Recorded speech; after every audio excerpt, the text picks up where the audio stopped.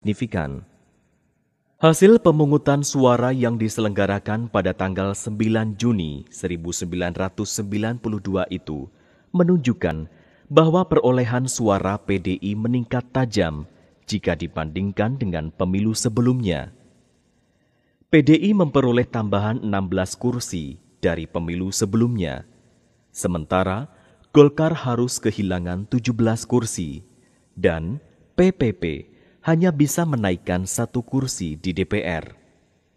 Kemunculan figur baru di lingkaran PDI, yaitu Megawati Soekarnoputri yang merupakan putri Presiden Soekarno, ternyata berhasil meningkatkan perolehan kursi PDI pada pemilu 1992 sebanyak 16 kursi dibandingkan pada pemilu 1987 sehingga menjadi 56 kursi. Ini artinya dalam 2 pemilu, yaitu pada tahun 1987 dan 1992, PDI berhasil menambah 32 kursinya di DPR RI. Peningkatan jumlah perolehan suara PDI pada pemilu 1992 sangat terkait erat dengan kemunculan figur baru di partai itu, yaitu Megawati Soekarnoputri. Kemunculan putri sulung Presiden Soekarno pada awal dekade 1990-an seakan menjadi representasi semangat perlawanan zaman atas otoritarianisme pemerintah Orde Baru pada saat itu. Pada tahun 1997, pemerintah Orde Baru kembali menggelar pemilu. Pemungutan suara dilaksanakan pada tanggal 29 Mei 1997. Pemilu 1997 ini ditandai dengan konflik internal di tubuh PDI. Konflik ini diakhiri secara tragis dengan mendepak Megawati Soekarnoputri dari pimpinan PDI dan menjadikan Suryadi sebagai pimpinan partai yang direstui oleh pemerintah. Megawati akhirnya menyerukan kepada pendukungnya untuk menyimpan suaranya pada pemilu 1997, sehingga menyebabkan perolehan suara PDI merosot tajam menjadi 11,83% dan hanya memperoleh 11 kursi di DPR. Di sisi yang lain, kemelut di tubuh PDI tidak merembet ke partai lain. Golkar bahkan berhasil kembali meningkatkan perolehan suaranya mencapai 74,51%, sehingga mendapatkan 325 kursi di DPR. Sementara PPP berhasil meraih 89 kursi. Tak ada yang menyangka bahwa pemilu 1997 bakal menjadi pemilu terakhir di era Orde Baru. Permintaan MPR kepada Presiden Soeharto pada saat itu untuk kembali memimpin negeri ini. Para pembesar di negeri ini menyulut kemarahan rakyat. Demonstrasi yang digerakkan oleh mahasiswa dan anak-anak muda semakin marak di seantero negeri.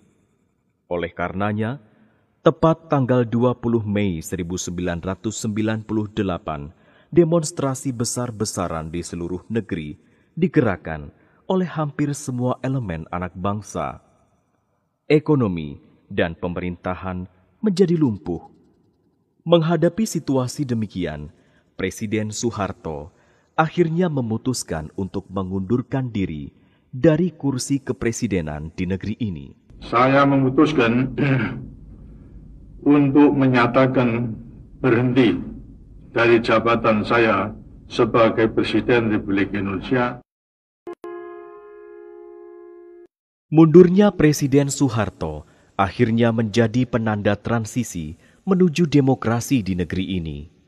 Presiden Habibie yang meneruskan periode kepemimpinan Presiden Soeharto mengambil langkah signifikan, yaitu mempercepat pemilu untuk memulihkan kepercayaan rakyat dan dunia internasional.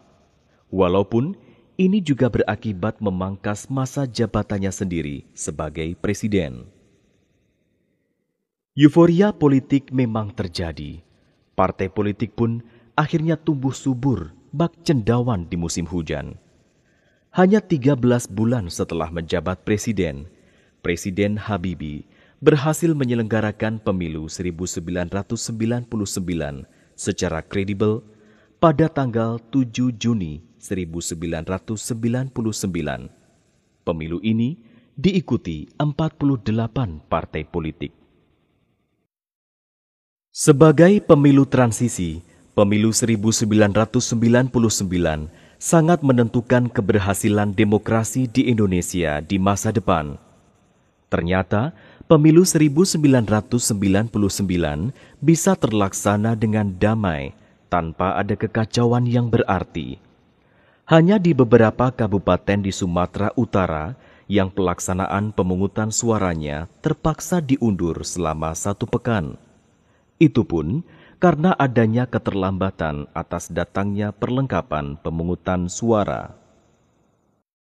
Cara pembagian kursi hasil pemilihan kali ini tetap memakai sistem proporsional dengan mengikuti varian Roget. Dalam sistem ini, sebuah partai memperoleh kursi seimbang dengan suara yang diperolehnya di daerah pemilihan, termasuk perolehan kursi berdasarkan the largest remainder. Akan tetapi, cara penetapan calon terpilih berbeda dengan pemilu sebelumnya, yakni dengan menentukan ranking perolehan suara suatu partai di daerah pemilihan.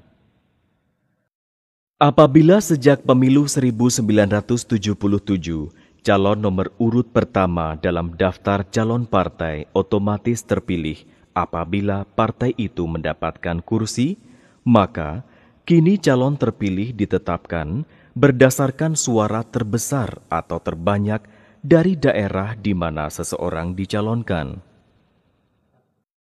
Hasil pemilu 1999 menegaskan 5 besar partai politik, yaitu PDIP, Golkar, PKB, PPP, dan PAN. Walaupun sempat ditolak oleh 27 partai politik lainnya, hasil pemilu ini akhirnya ditetapkan oleh Presiden Habibie berdasarkan rekomendasi dari Panitia Pengawas Pemilu. Perkembangan demokrasi di Indonesia semakin tertata dengan diselenggarakannya pemilu pada tahun 2004. Dalam konteks ketatanegaraan, dilakukan reorganisasi di tingkat lembaga tertinggi negara, yaitu MPR, dengan mengubah sistemnya menjadi bikameral, sehingga perlu dibentuk Dewan Perwakilan Daerah. Sebagai implikasinya, pemilu legislatif pada tahun 2004 tidak hanya memilih anggota DPR dan DPRD, melainkan juga anggota DPD. Selain itu, perubahan signifikan juga terjadi pada lembaga kepresidenan. Jika sebelumnya presiden